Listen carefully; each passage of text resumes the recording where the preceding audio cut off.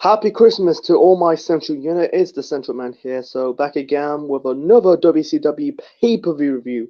Hope you enjoy this wonderful day.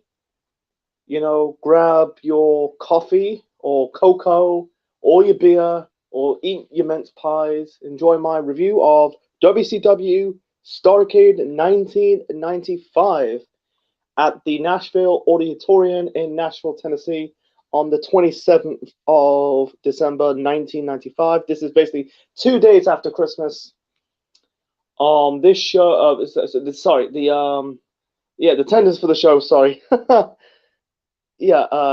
attendance for the show was 8,200, and the buy rate for Starrcade of 95 is a 75, I think it was 75,000 pay-per-view buys. Boy, I think at this time, I think it's the lowest buy rate of a WCW pay-per-view in 1995. I think it's the lowest buy rate Starrcade. I might be wrong about this. It's really a shame that the previous year's Starrcade 94, that got 130,000 pay-per-view buys because the main event of that show was Hulk Hogan versus the Butcher. That is Ed Leslie, formerly known as Bruce the Barber Beefcake, and that's for the WCW World Heavyweight Championship. At this time, Hulk Hogan I'm guessing he's kayfabe suspended, but in reality, he's took some time off. He always does that, Hogan. Hogan always takes some time off from WCW. He always come back if Nitro's ratings pop a bit, and then Hogan will basically come back and say about he takes all the credit. He's the one who got the ratings back up. Whatever.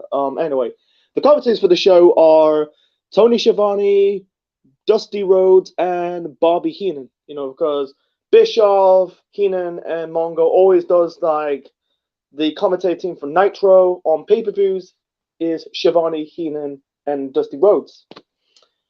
I burped. So this Starrcade is really before that the Nashville Auditorium they host three Starrcades in the mid-90s.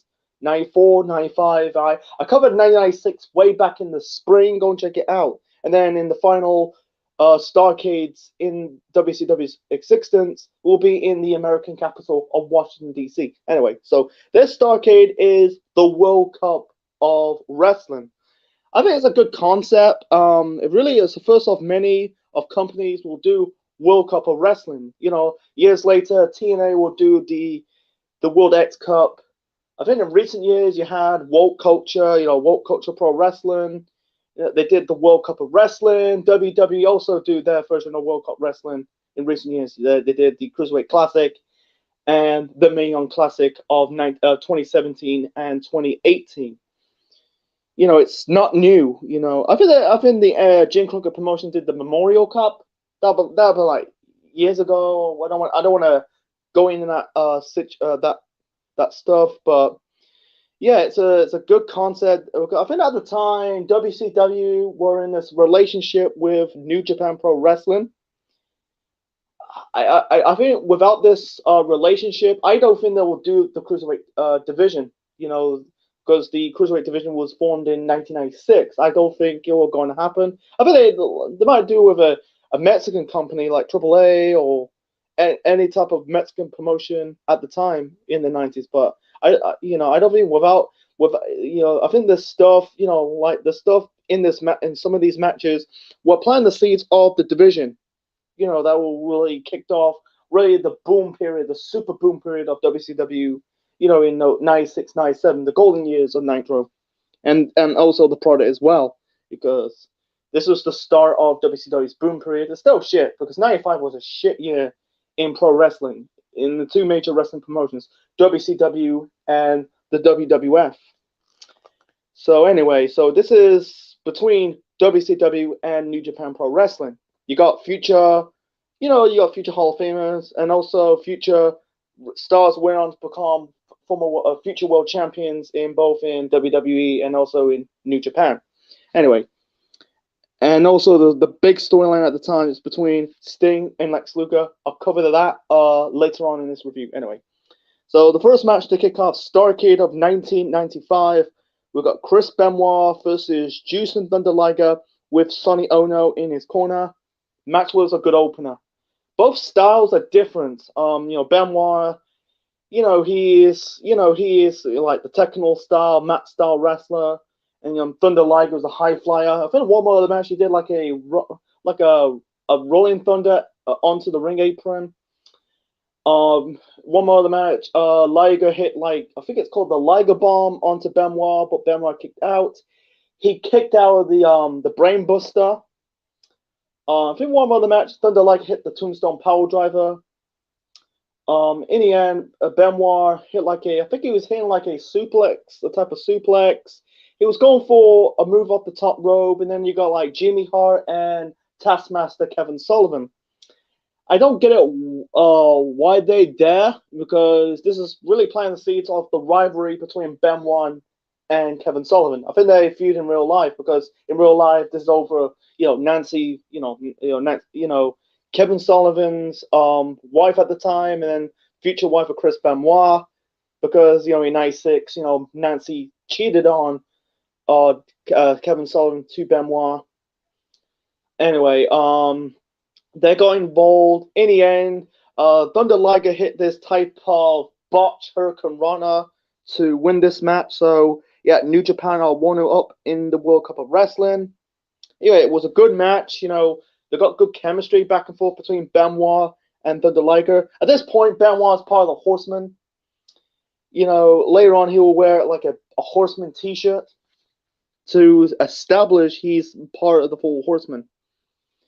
It was a good match. It was back and forth. I was intrigued. They're both good workers. I don't give a shit. Yeah, like the stuff with Benoit 12 years later in 2007 was fucked up, but back then he's still a good worker. He took a really like one more of the match. He hit like the diving headbutt.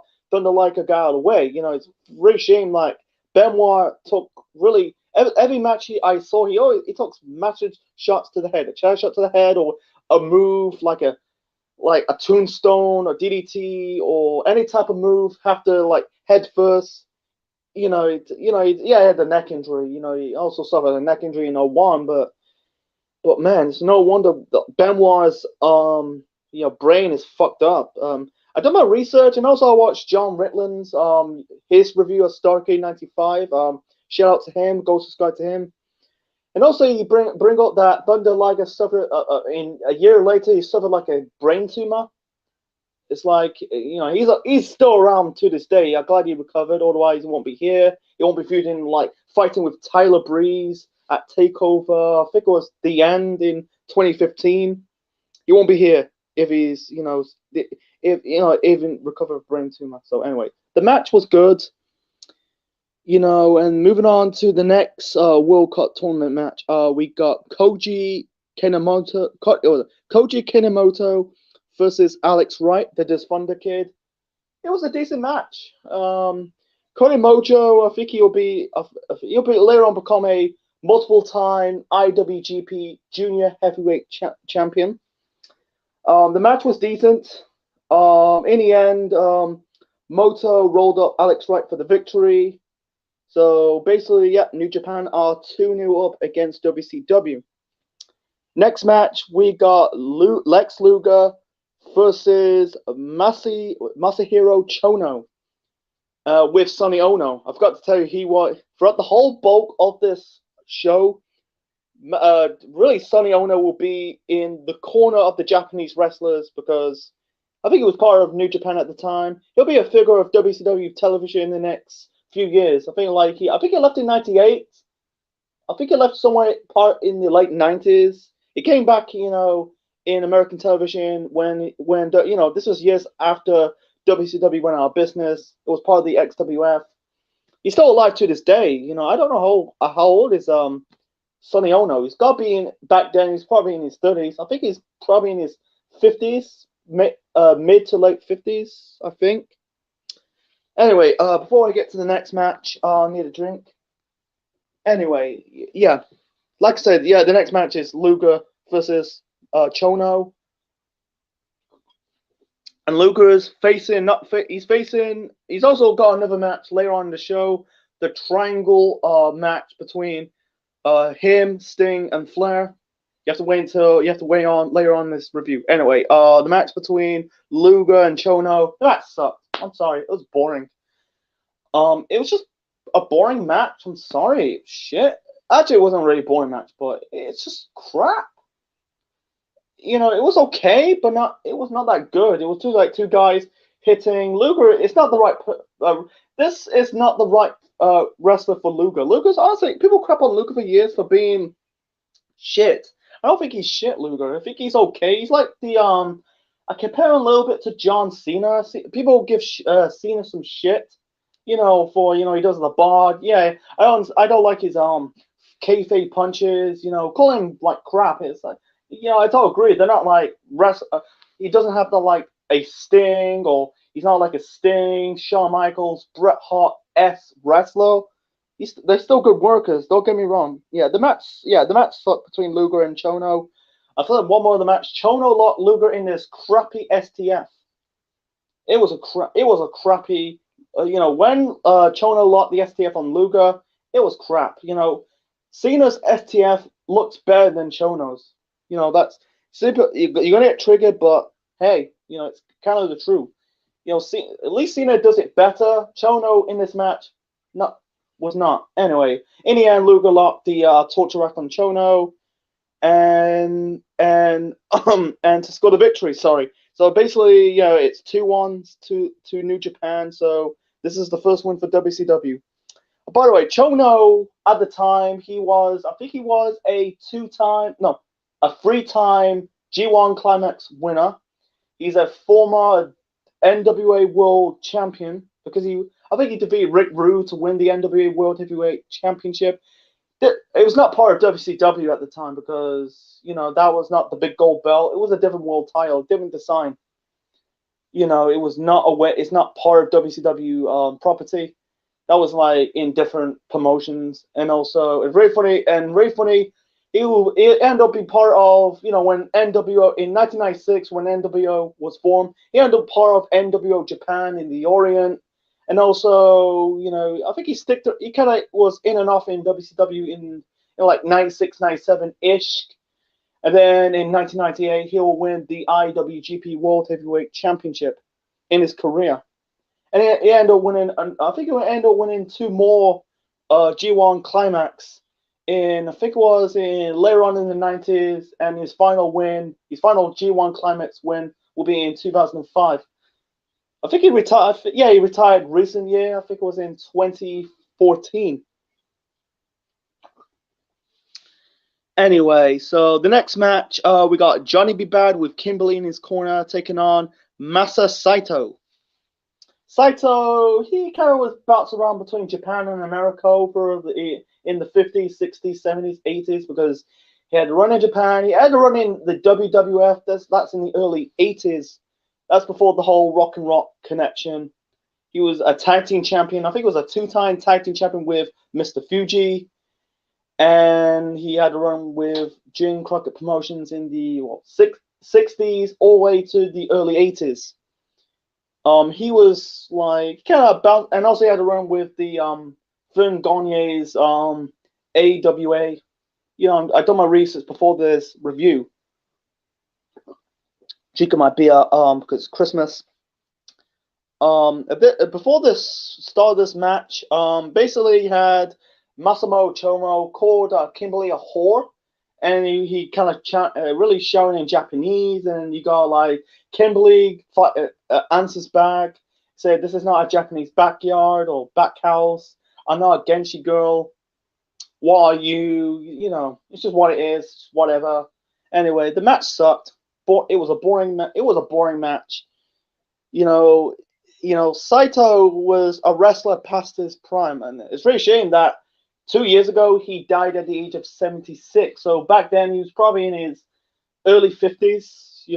Taking on Johnny B. Bad. Right now he's 60. I'm guessing he was in his mid 30s at the time. Anyway, Saito kind of Irish whip B. Bad out of the ring. That caused the disqualification. Why they did it in 1995, I don't understand it. They kind of did. It's really funny. I thought they scrapped it after Bill Watts left WCW because they've been doing. I thought it was a Bill Watts thing. I hate that. That is the stupidest way to a match ending in disqualification. I strip someone out of the ring. That is just, yeah, it's over the top rope, and it's completely stupid.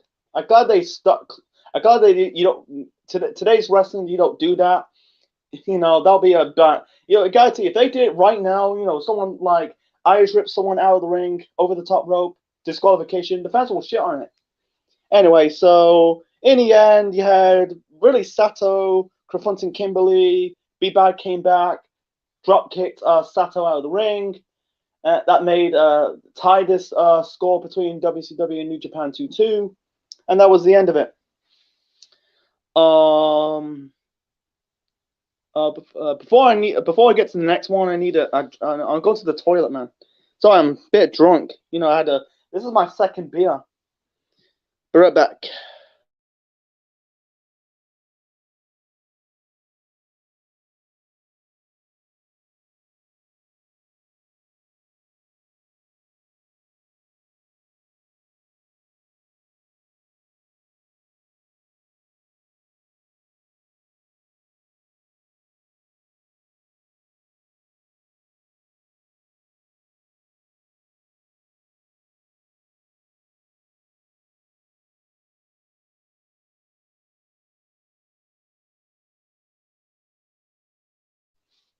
I'm back. So next match, we've got Randy Savage. No, sorry, folks. We've got another match. Sorry, drunk.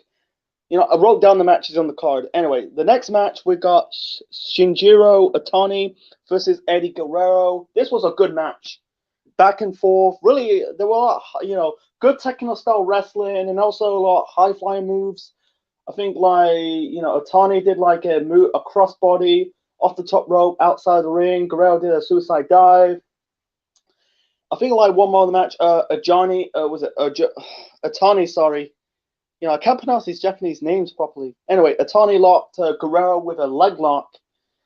It was, in the end, you had like Otani rolled up Eddie Guerrero for the victory to make it 3-2 to New Japan. And here's a good trivia. Otani went on to become the first WCW Cruiserweight Champion. That'll be in 1996, so that was the only accolade. I think he became a IWGP Junior Champion. I don't know about G1 Climax. That was another accolade, biggest accolade in New Japan at the time. The G1 Climax, the Junior Heavyweight Championship, and the IWGP World Heavyweight Champion, and also the Tag Team Championships as well. And right now, I think that they had in later years they added the IC title belt, and also in 2017 they added the United States Championship belt to the product of New Japan. Anyway, so Eddie Guerrero so far in WCW in '95, he ended up losing. He booked like a loser. It's a shame, it's very funny how it turned out to Eddie Guerrero in the 2000s. The 2000s would be like a world champion, and then before his timely death. But in WCW, he bounced back. Become a multiple-time cruiserweight champion. Part of the LWO, and I think he ended up becoming the United States champion in late '96. So I'm not saying he's buried, but so far I think he lost. He lost recently. He lost to Ric Flair. It's not good for Guerrero. I think Guerrero needed that win. For Tony, he become the first cruiserweight champion in WCW history in 1996. So, I know, he didn't do much in Japan. No, he didn't do much in America. But in Japan, he did okay. But anyway, next match we got Randy Savage versus Hiroyoshi Tizan. Tizan I think he become in later years in his career become a multiple-time Climax winner, G1 Climax champion. I think it was twice. I think twice or three times. Anyway, he became NWA World Champion. He became NWA Tag Team Champion and IWGP Tag Team Champion, and also I think he became a four-time IWGP World Champion. That'll be in the 90s, going into the 2000s. I'm bringing up I done my research, done my homework, folks, Anyway, the match was okay. It's way better than Johnny B. Bad and Masa Saito. And by the way, this is one of Johnny B. Bad's. This is his second and last final pay-per-view appearance for Johnny B. Bad. His final one will be at Super Brawl before going to the WWF as Mark Merrow and taking his alongside his real wife Sable. It's very. Before I get to Savage versus Tezan, like I don't know why they call her the Diamond Doll. At this point, because she's no longer with DDP at this point, because at the previous month's pay-per-view, World War III, B. Bad won this match against DDP to get the mountable service of the Diamond Doll. I call it the Bad Girl, or the Bad Doll. I call it Bad Girl, because Johnny B. Bad. It's very funny, uncensored. Kimberly will become the Booty Girl alongside Ed Leslie, that's another story for another time. Anyway, back to Savage versus Tezan. It was an okay match. Wasn't like fantastic. In the end, Savage hit the diving elbow off the top rope to score the victory. So to equalize for WCW going into the final match of this World Cup of Wrestling tournament. Anyway, so moving on to the final match of this World Cup tournament, we got Sting versus Kensuke Sasaki. Here's a fun trivia. On the dark match on the show, Sasaki dropped the United States title because here's the story. Here's the fun, here's the backstory into it. So Sting won the United States title at Great American Bash of that year. Hold the title until November. A few weeks before World War III, Sting dropped the United States title to Sasaki in the show in Japan. I think it's still related to WCW. And then, in the dark match, I think it's just a tape to Saturday Night Main Event. So that could be the reason. So, Sasaki entered this match on the show as the United States champion. Hey, drop it to the one-man gang. That was stupid. It's just basically a title change for the sake of a title change. Anyway, so the match between Sting and Sasaki, it was a good match. It was a decent, good match. Back and forth. Sasaki, he had a better match against Benoit's match at World War III between him and Sasaki. It was okay. This was a bit better.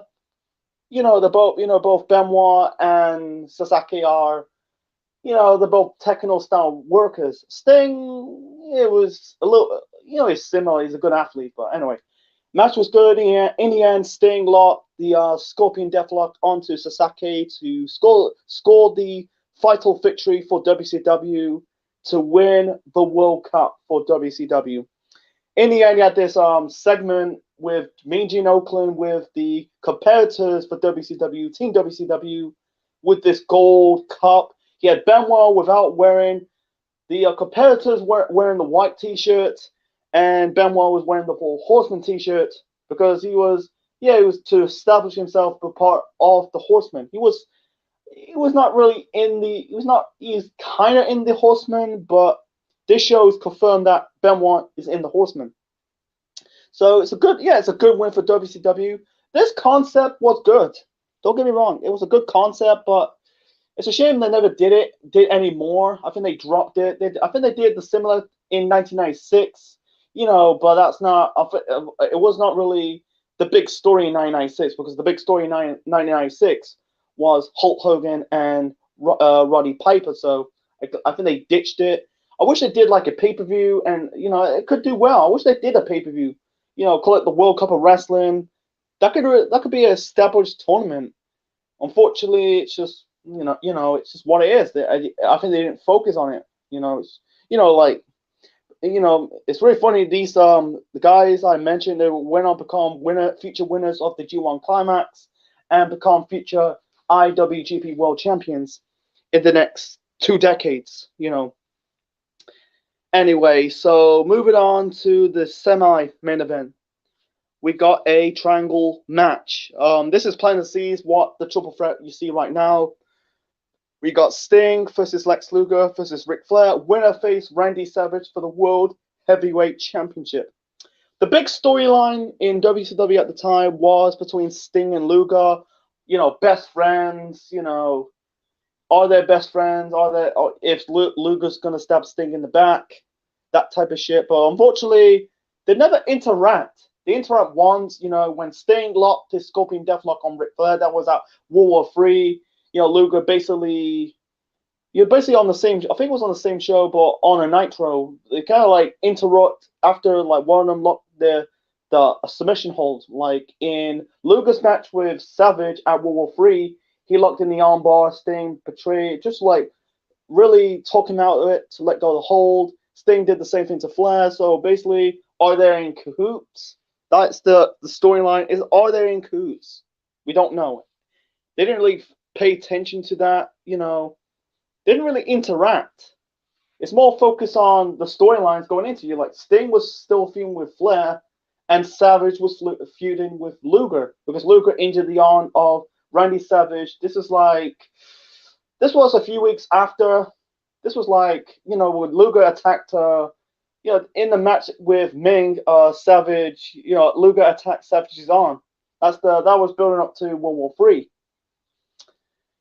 And yeah, Savage is holding a bandaged arm, and also I think he's suffering like a leg injury as well. But anyway, so basically, this concept basically who start first, toss of the coin. I give WCW some props, but it kind of backfired. Anyway, the first two guys started this match was Sting versus Ric Flair. I'd rather they start Luger and Sting first to really get. That's the storyline. They did wrestle in this match. We'll get to that shortly. So anyway, Sting and Flair wrestled. They wrestled fine, back and forth. And then Luger, Flair also wrestled. They wrestled well. I've one more of the match. Flair worked on the leg of Luger, locked in the figure four leg lock. Luger kind of sells it, but not sells it. Does like the flex, reverse the figure four leg lock, and then Sting and Luger finally wrestled. I think they wrestled before this storyline because they've been in WCW for years. They've been in WCW. I think it's like 80s in that. They've been in the company since the late 80s, so it's not new. Anyway, they fought. It was good. It was start back and forth. In the end, they both Irish whipped out of the ring. Sting was they're about to get counted out. Sting was about to get in the ring before the count of 10. Luger managed to grab Sting by the arm to stop him get in the ring before the count of 10. Sting didn't make it, and Flair won this match. He gets a shot at the World Heavyweight Championship. And guess what? That's the main event. What? I don't understand that. I'll explain it a little bit shortly. So anyway, the match, it was decent. It was back and forth between 2 or 3 stars. I'm gonna give it 3.5 stars to be honest. I think it is a good. The wrestle fine. It wasn't bored. It was back and forth. I don't understand why someone have to. Yeah, you have to. This has turned into a handicap match. I don't understand why they did that. Why could they just done like two guys start in the ring first, winner stays on to face another guy. Like great example. If I was booking it, I'd rather have Sting and Luger fight first, and then winner face Flair. It makes sense. Makes sense. Instead, let have Luger in the corner, and then if Sting or Flair make the tag, it's just like it makes. There was basically standing there awkward, waiting for someone gets tagged. It's just like I'm glad they stopped doing that. I think like in later years they do it later years, like in the dying days of WCW do like the freeway you see right now. I think like back after that they did like they do like winner stays on type of format. Anyway, the next match, actually the main event, we got Randy Savage defend the WCW World Heavyweight Championship against Ric Flair.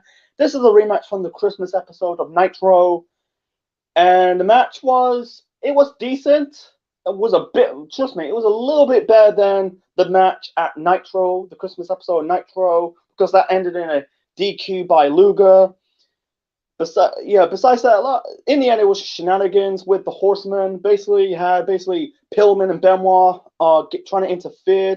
Before that, you got Jimmy Hart in Ric Flair's corner. I don't understand why, like, Hart's not really officially part of the Horsemen. He was part of the Dungeon of Doom because I think he said it like Ric Flair said Jimmy Hart's alive because of Randy Savage. This was like a fight. This was on the same. I think it was the same episode with Charles Barkley in it. Anyway, in the end, basically you had Jimmy Hart trying to distract the referee. The referee was Nick Patrick. This is before he became the Bias NWO referee. He threw Ric Flair his speakerphone. I think Savage managed to really kick Flair, grab the speakerphone, hit the speakerphone on Ric Flair. Ric Flair was bleeding wide open after he took that shot to the head with the speakerphone. He was, I kind of I like Ric Flair's matches. Every time he's in this type of scenario, when he gets busted wide open, he bleeds like a stuffed pig. Throughout he's in his 50s and 60s, 40s, 50s, and 60s, he's always bleeding buckets. I like it. And even in his 30s, he's bleeding buckets. I kind of like Ric Flair's matches sometimes. I like him bleeding blood. Because everyone knows blood tells story in the match. If it's not dependent, it's not like if it's a DQ match or not. Anyway, in the end, Double A Arn Anderson really hits Sting with the international object. It used to be called the foreign object before. I think they changed it to the international object. Yeah, they brought it back as foreign object. I don't understand why they changed it to international object. I don't want to get into it. That's in Ted Turner's rules. I don't get into it. It's just what it is, whatever. In the end, Ric Flair managed to pin Randy Savage to win this match and become I think at the time he became a 12-time WCW World Heavyweight Champion. It's just like, it was a good match. Not great. There are better matches in the past, but I think the best match out of their feud, I think it's their match at Great American Bash. Besides that, I place it top 3. I think number 1, I'm going to go with their match at Great American Bash. Number 2, their lifeguard match at Bash of the Beach.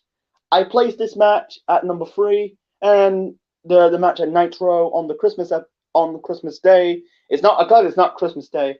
I'm glad it's taped, because otherwise, why are they working on Christmas? Because Christmas is the really one time to spend time with your family and your friends. So anyway, it's just like, at this point, WCW's world titles kind of flip-flopping. It's not 2000.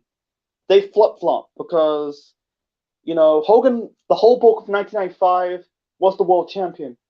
And then in October, the Giant won the title by DQ, and then the title was vacated. Savage won the world title in that World War III Battle Royal, the previous month's pay-per-view, and now Flair just won the title at Starrcade. Savage should have really won this match. I wish they should have, in my opinion, I wish they should never done this match. Should have saved it towards the next pay-per-view, that probably at Super Brawl. Why they did that, I don't understand that. I just simply don't understand that. It's just like, you don't want to flip-flop the belt. Sometimes hot potato the belt could really lose some credibility of the world title, or any title. Whether it's your world title, your mid-card title, your tag team title, or even your women's title. I hate that. So anyway, Randy Savage, I think he won the world title back from Flair. I'm guessing a few weeks later on Nitro. I think it was the first Nitro, or the first 2 Nitros of 1996. And then Flair won it again. I think he won it at Super Brawl, the next month's pay-per-view, the first pay-per-view of 1996. So I wish Savage, give him a proper run as world champion. WWF gave him a proper run. He won the world title at WrestleMania 4, hold the title until the following year's WrestleMania against Hulk Hogan. In WCW, let's have him have these reigns lasted only like months. Like not a year, but like months, like 1 or 2 months. It's just like, hate that. Give him a proper run. If it's flopped, it flopped. Give him like a 6 month to a year reign. I like that. Instead of let's have the title, let's have a guy win the title and end up dropping it a month later. I hate that. It just doesn't do nothing for the belt. You only do that if the champion is not that good in the ring, or he didn't do nothing for the championship. So Anyway, so yeah, my final rating for WCW Starrcade 1995 is a 7 out of 10. I think it's 7 out of 10. It's back and forth between 7 or 6. To be honest, to compare between Starrcade 95, 96, 96 was a bit better. It was a better show than 95. 96 was one of the best shows of the 90s. He had on 4 or 5 good matches, 2 bad matches, and one okay match. Besides that, this show was good. It wasn't bad. It was a good show, to be honest. This is gotta be the best show of 1995, because 95 in pro wrestling, like I said from earlier of this review, was shit because of the 2 major wrestling promotions, WCW and WWF. They had really bad years. They got better in later years in the 90s. In the good, you got a lot of matches in the good. Like Benoit, Thunder Liger, Kenamoto versus Alex Wright, Shinju, was it? Tani versus Eddie Guerrero. I'm not pronouncing his first name. Sting versus Sasaki. The triangle match was good for what it is, and the main event was fine with the with the horseman shenanigans. It's just what it is. The bad, not a lot of bad on the show. The bad, you had basically Johnny B. Bad versus Masa Saito, Luger versus Masanori Chono, Savage versus Tanzan was okay for what it is. Anyway, so I hope you enjoyed my review of WCW Starrcade 1995. Leave your thoughts in the comment section below, smash the like button, and subscribe to the Central Man Network on YouTube. Anyway, so the first 4 weeks of January of 2021, I'm going to review some sold out shows between 97 until 2000, before the last January pay-per-view of WCW before it went out of business of that year was Sin. So next week I will review WCW Sold Out 1997. This is Essential Man officially signing out. Thanks for watching. Hope you enjoy the rest of your Christmas, and I wish all my Central unit a happy New Year. Check you later, folks. I'm out. Peace.